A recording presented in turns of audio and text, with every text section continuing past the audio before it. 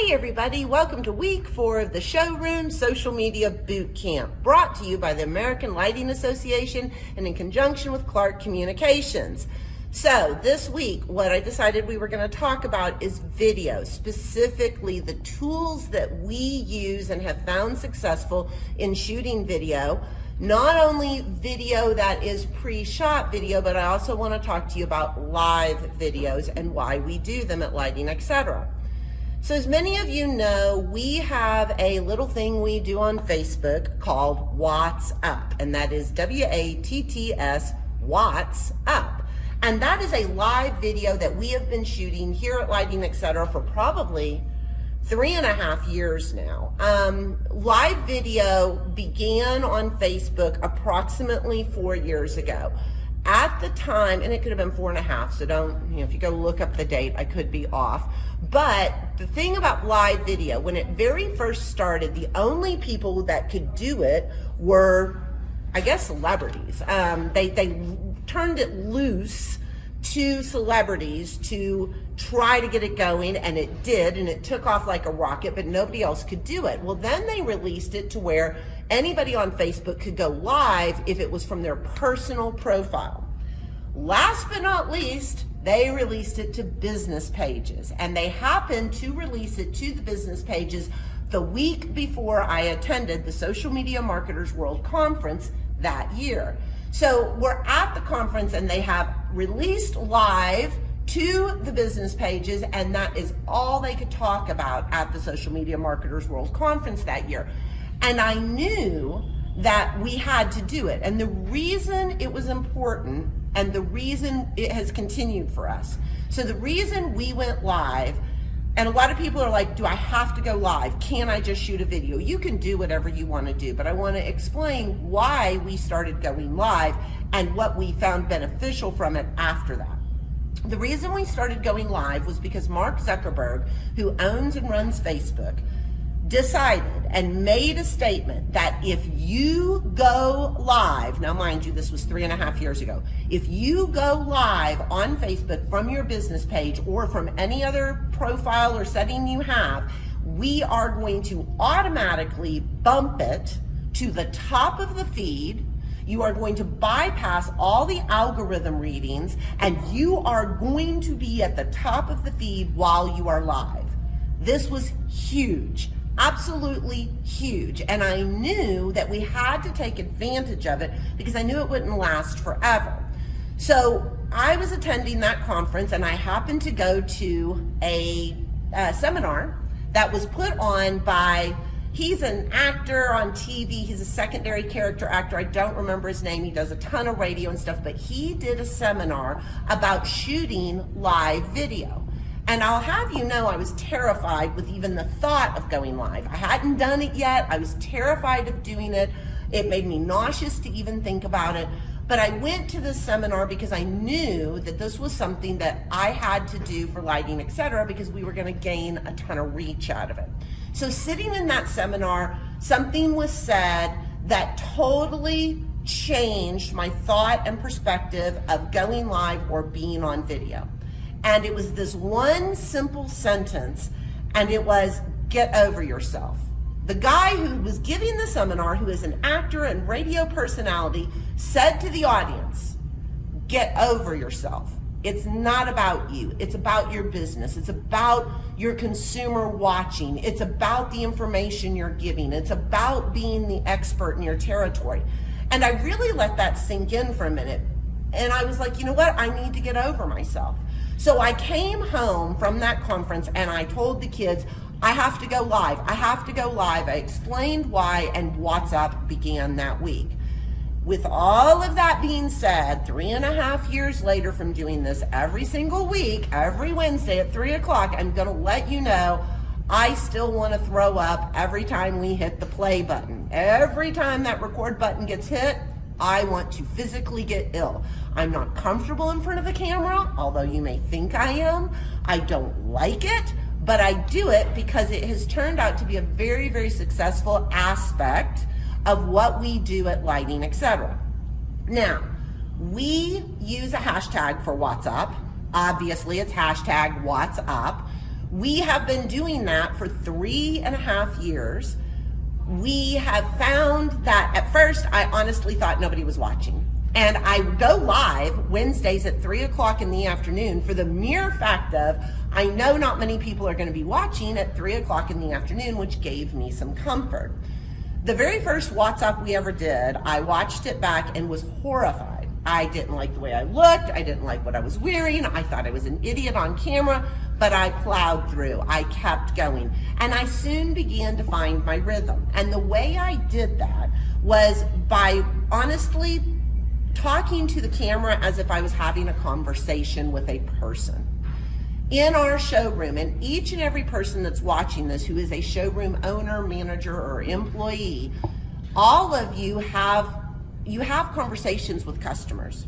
You're talking to them about the lighting they're looking for. You're helping them figure out solutions to problems they have. You're answering questions for them about what they're working on in their projects. That's all we do on our videos for What's Up. I think about, okay, somebody had talked to me about this last week, I'll talk to What's Up about it, and I literally look into this little camera lens and feel like I'm talking to a customer. So I want you to start getting comfortable on camera. Yes, you're gonna feel nauseous. Yes, you're not gonna like it. No, it just honestly never stops. But the reality is what we figured out was after we had been doing it for about 2 or 3 months, I began hearing from customers, oh, we watched What's Up and it was fabulous this week. And I'm looking at them like, oh my goodness, you actually watched it? And it became more and more and more and more.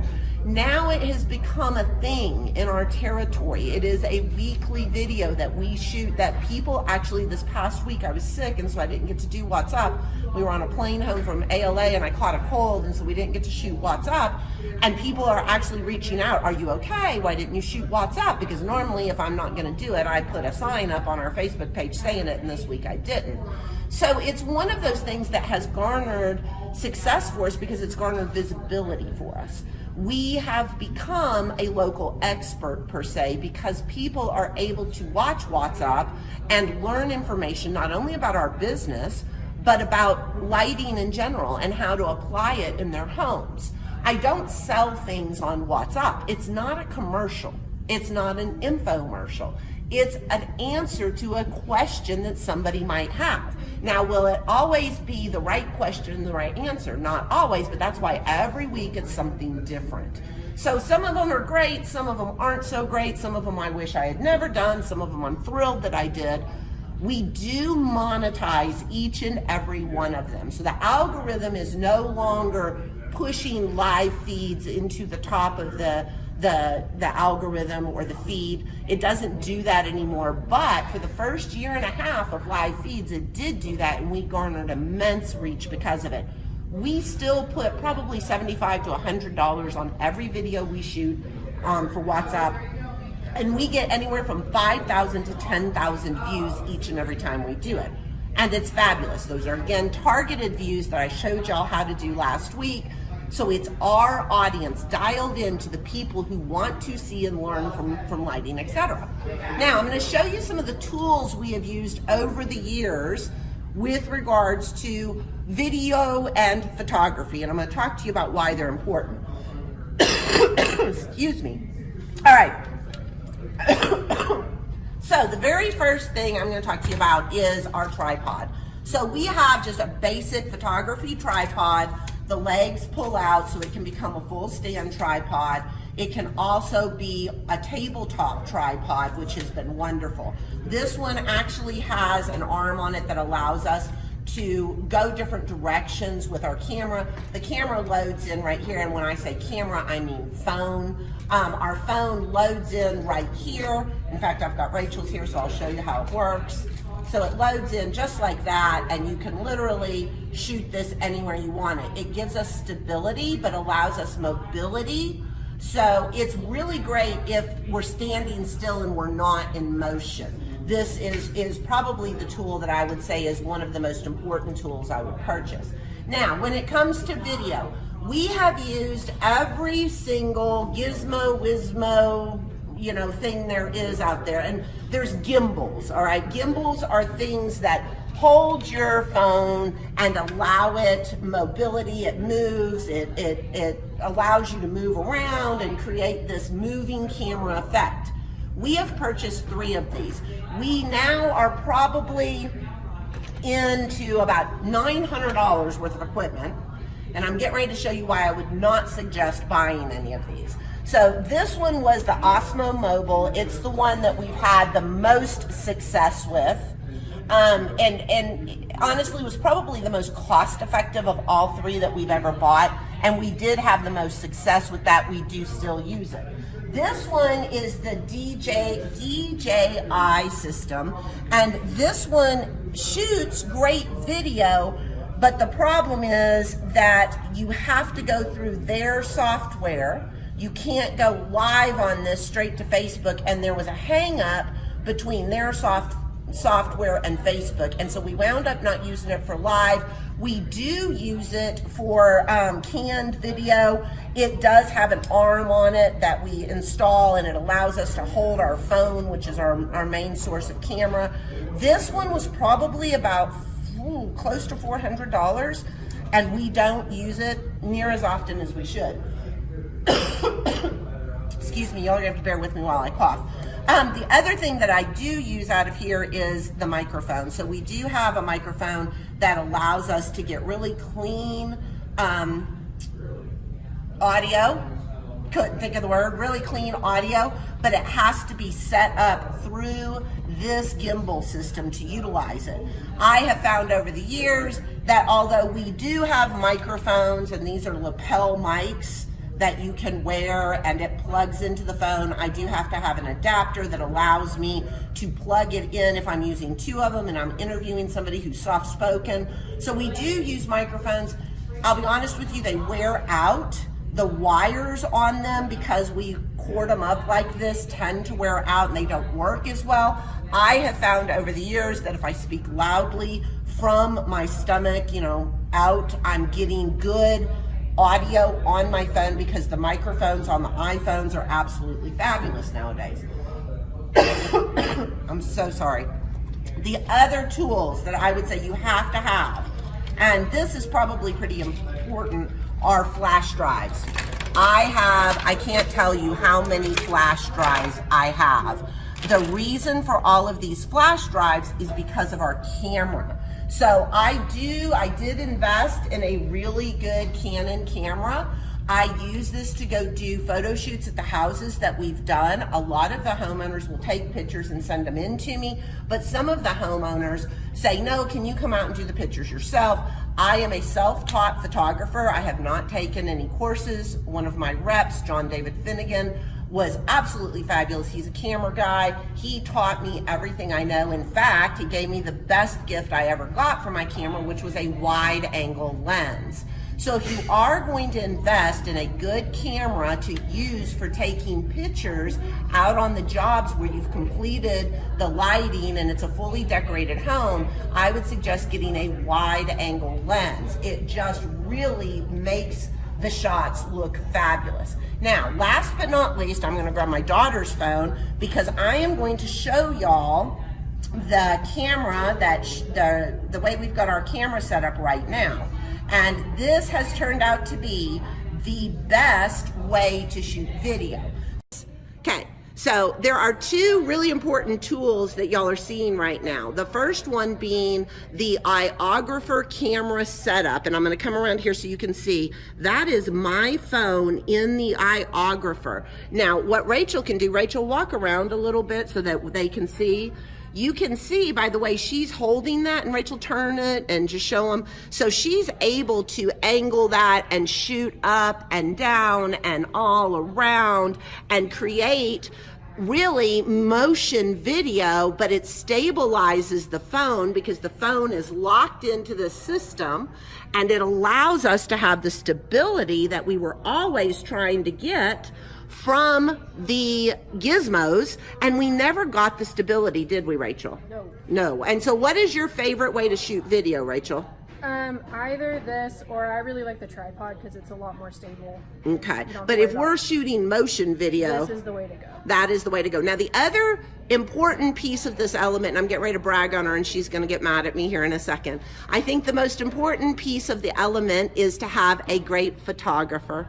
Now, Rachel, are you a photographer? No. No, okay. So did you know anything about shooting video or doing photography before we started WhatsApp? No. Okay, so those are important elements. The reason that Rachel is important is, or whoever you get, I trust her. I trust her with the camera. I trust that she is going to do her very best to make sure that I'm comfortable on camera, that we're showing the showroom in the good light.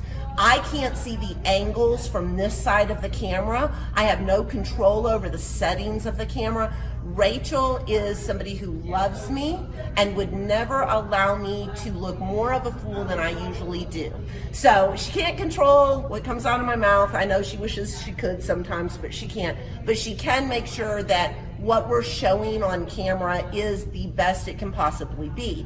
It is not a professional setup. The iographer system honestly was like $65 or $70. Well worth it. I would buy 10 of those before I would buy another gimbal thing. I have not yet found a gimbal, a motorized gimbal, that hasn't had issues. And we have spent a ton of money on them, and I would not suggest it. So the only thing, I'm not doing anything special on these videos, folks. I am not doing anything different than any other showroom person could do. The big difference is I'm doing them.